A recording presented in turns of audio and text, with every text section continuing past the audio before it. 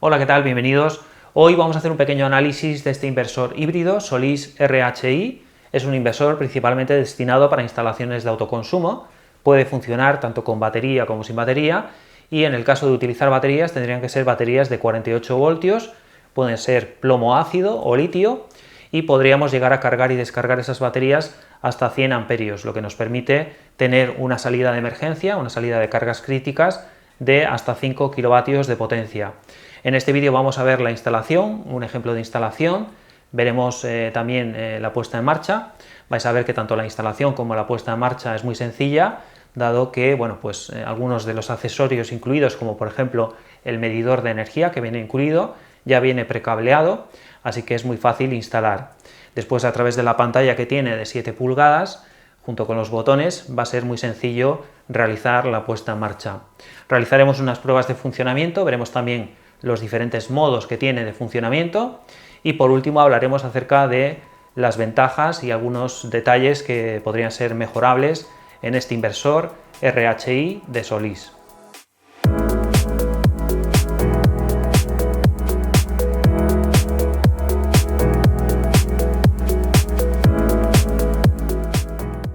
Vamos a comenzar con las conexiones eléctricas. Aquí podéis ver el positivo y negativo que nos llega de la primera serie de paneles solares. Vamos a conectarlo, primero el negativo y luego el positivo. Es importante siempre comprobar la polaridad de estos cables que nos llegan de los paneles solares. Vamos a conectar el negativo y el positivo que nos llega de la segunda serie de paneles solares. Este sería el conector de corriente alterna. Por aquí es por donde el inversor se va a sincronizar con la red eléctrica y por donde va a comenzar a inyectar energía hacia las cargas que tengamos conectadas. Aquí tendríamos fase, neutro, toma de tierra. El conector solamente tiene una posición, así que no tiene pérdida. Simplemente lo vamos a conectar. Este otro sería el conector de salida de cargas críticas. Ya sabéis que la salida de cargas críticas es una salida que siempre está alimentada, incluso cuando tengamos un corte de suministro, esta salida va a estar alimentada por la batería y por la energía solar fotovoltaica. También lo mismo que el anterior conector, lleva solamente una posición. Tenemos que apretar hasta que haga clic. Vamos a proceder ahora a realizar las conexiones de comunicación entre el medidor de energía y el inversor. Como veis, ya con el inversor viene preparado el cable con el conector, es un conector con una sola posición de comunicación RS485 para poder comunicarnos con el medidor de energía. Ahí podéis ver, tenemos que apretar hasta que quede bien apretado. Aquí podéis ver este cable de comunicaciones entre el inversor y las baterías. Simplemente tenemos que insertar este conector RJ45 y tenemos que apretar la rosca para que quede bien sujeto este cable, que como os digo es el cable que nos va a servir para comunicar el inversor con el BMS de las baterías. Vamos a conectar ahora los terminales hacia la batería, en este caso negativo y positivo, 48 voltios que van hacia la batería. Son unos conectores de conexión rápida, simplemente van a presión, tenemos que apretar hasta que escuchemos el clic, el positivo de la misma forma. Vamos a dejar también conectado el adaptador Wi-Fi para poder monitorizar. Este lleva también una posición y va en este puerto, simplemente tenemos que insertarlo y apretar esta rosca hasta que quede bien sujeto. Solo nos quedaría conectar este cable de puesta a tierra que va en el chasis, en este lateral del inversor. En cuanto a las conexiones de las baterías, podéis ver que en este caso estamos utilizando dos módulos B4850 de Dynes, y en este caso necesitaríamos el cable de comunicaciones entre la batería maestra y el inversor fotovoltaico, así como los cables de comunicaciones que unirían las diferentes baterías que están en paralelo. Tenemos que conectar también los cables de potencia entre los diferentes módulos en paralelo, así como los cables largos de potencia que irían hacia el inversor fotovoltaico. También no hay que olvidarse de los cables de puesta a tierra que irían en cada módulo de batería. En cuanto al medidor de energía, aquí podéis ver el medidor de energía que el fabricante nos adjunta. Incluido con el inversor fotovoltaico viene este medidor de medida indirecta. Podéis ver que a través de esta pinza que tenemos en el cable de fase que nos llega de la cometida eléctrica, vamos a medir toda la energía importada y exportada, y como veis es muy fácil de instalar. En la parte superior tenemos que conectar fase y neutro, alimentación, y en la parte inferior tenemos que conectar la pinza que ya viene precableada y conectada, y luego tendríamos que conectar este conector RJ45 que sería el cable de comunicaciones entre el medidor de energía y el inversor fotovoltaico. Vamos a proceder ahora a realizar la puesta en marcha. Para ello tenemos que alimentar el inversor desde la parte de fotovoltaica, desde la parte de corriente continua. Para ello vamos a subir los magnetotérmicos o las protecciones que tengamos en esta parte de fotovoltaica y vamos también a activar el interruptor seccionador que va en el propio inversor.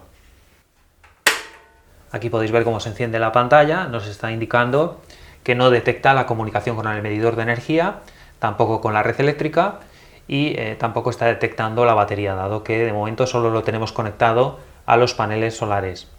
Lo que tenemos que hacer ahora es realizar las primeras configuraciones. Para ello tenemos que irnos a las configuraciones avanzadas.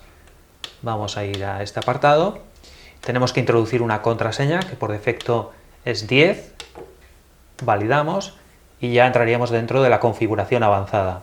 Tenemos que ir a Select Standard y seleccionar el código de red de nuestro país, en este caso RD 1699 para España. En el caso de que estéis en otro país tendréis que seleccionar el código correspondiente a vuestro país.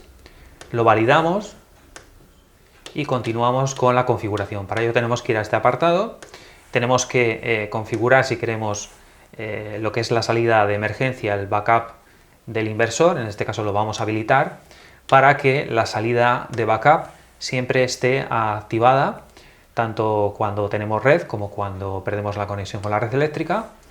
Lo guardamos y bueno, pues tenemos que realizar más ajustes, como por ejemplo seleccionar la batería que vamos a instalar. En este caso yo voy a instalar unas Dynes de 48 voltios, pero bueno, podéis ver que acepta más modelos y más fabricantes de baterías, así que bueno, tendríamos que seleccionar la batería que nosotros vamos a instalar. En el caso de que no necesitéis batería o no la queréis instalar, tenéis que seleccionar este modo, pero bueno, en este caso vamos a conectar unas Dynes, lo vamos a configurar. Tenemos que configurar la descarga máxima, en este caso se recomienda hasta el 20%, y podemos forzar una carga si por cualquier motivo se descarga más allá de esta configuración que tenemos aquí. En este caso la batería se va a descargar hasta el 20%, pero si hubiese un problema, un fallo, pues bueno, se va a realizar una carga forzosa si baja del 10%. Lo vamos a dejar así, lo validamos. Vamos a configurar también el medidor de energía. En este caso estamos utilizando un medidor de energía monofásico, que sería este, pero bueno, podéis ver que acepta otro tipo de medidores de energía. En este caso, como os digo, monofásico, lo seleccionamos y bueno, podríamos también incluso seleccionar el lugar de instalación. En este caso, como lo vamos a situar haciendo frontera con la red eléctrica, lo dejamos en el modo grid para que mida toda la energía importada y exportada y bueno, lo validamos. Ya tendríamos configurada la batería y el medidor de energía. Ahora tendríamos que configurar también el modo de funcionamiento.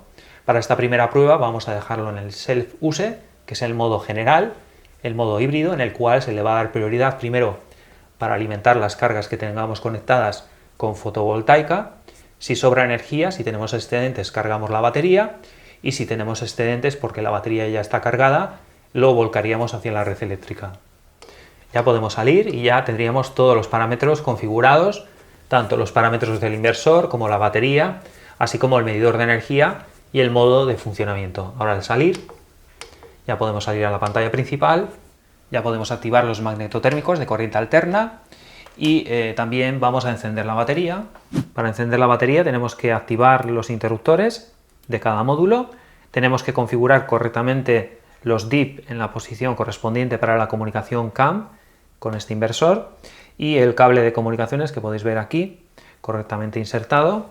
Y una vez que hemos activado los interruptores de cada módulo, tenemos que pulsar sobre el botón rojo SW de la batería maestra durante unos 3 segundos.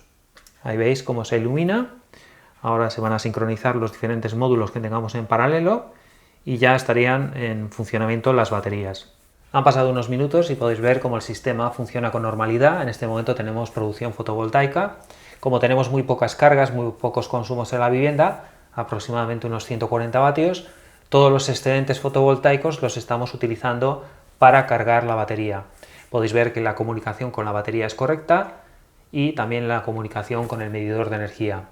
Si entramos en información podemos obtener más información y más parámetros, como por ejemplo toda la información en tiempo real del campo solar fotovoltaico, el voltaje y la corriente de cada stream fotovoltaico, así como el voltaje de la red y bueno, pues más información como el voltaje de la batería.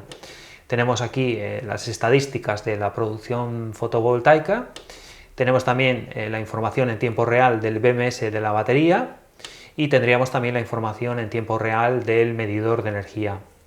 Incluso si salimos a la pantalla principal podemos ver estadísticas de producción por días, meses o años. En cuanto a los diferentes modos de funcionamiento que tiene este inversor híbrido, dispone de 4 modos de funcionamiento que podemos configurar si vamos a ajustes avanzados. Tenemos que introducir la contraseña y, como os digo, hay 4 modos de funcionamiento principales. En este momento tenemos configurado el modo Self-Use, que es el modo general, en el cual, bueno, pues todas las cargas y los consumos que tengamos en este momento van a estar alimentados por energía fotovoltaica. Si no hay suficiente energía fotovoltaica, se coge energía de la batería, y si no fuese suficiente, como último recurso, cogeríamos energía de la red eléctrica. Además, también podemos configurarlo por tramos horarios para poder cargar la batería, y para ello, pues bueno, tenemos que ir a este apartado de Time to Use, y aquí podríamos habilitar, por ejemplo, la carga a 50 amperios durante este periodo horario. Es un modo de funcionamiento muy útil, por ejemplo, en invierno, si queremos hacer uso de una carga de la batería durante la noche en periodos económicos, de tarifas económicas, para, bueno, pues cargar la batería durante unas horas en periodo económico. En este caso, de 2 a 4 de la mañana se va a cargar la batería. Tendríamos también que indicar que queremos cargar de la batería en este otro menú de ajuste. Tendríamos que seleccionar esta pestaña y en este caso de 2 a 4 se procedería a cargar la batería desde la red eléctrica. También incluso podemos configurar la descarga de la batería, pero bueno, es un modo de funcionamiento que en España no se suele utilizar. En este caso, bueno, si nos vamos a este apartado de descarga y configuramos un periodo horario de descarga, lo que va a hacer el inversor es sacar energía de la batería para inyectarlo hacia la red eléctrica. Después tenemos este modo de funcionamiento, Feed in Priority. Es un modo de funcionamiento que no se suele utilizar demasiado, sobre todo en España, dado que la prioridad sería alimentar las cargas y los consumos que tenemos en ese momento con la energía solar, pero después todos los excedentes se inyectarían hacia la red eléctrica para intentar vender esa energía. Así que en este caso lo ideal para nosotros en España sería con los excedentes cargar la batería, y este modo de funcionamiento por eso no tiene mucho sentido y no se suele utilizar. Después tenemos el modo de funcionamiento Backup. Es un modo diseñado para lugares donde tenemos muchos cortes de suministro frecuentes, y en este caso vamos a configurar la descarga máxima de la batería para bueno, tener asegurada esa energía ante un posible corte de suministro. En este caso, si programamos al 80% la descarga máxima, siempre vamos a tener disponible esa capacidad de la batería por si tenemos un corte de suministro. Podemos incluso también cargar la batería cuando vuelva a la red eléctrica. Podemos indicar que cargue la batería desde la red eléctrica. El último modo de funcionamiento sería el modo off-grid. Es el modo diseñado para estar aislado de la red eléctrica.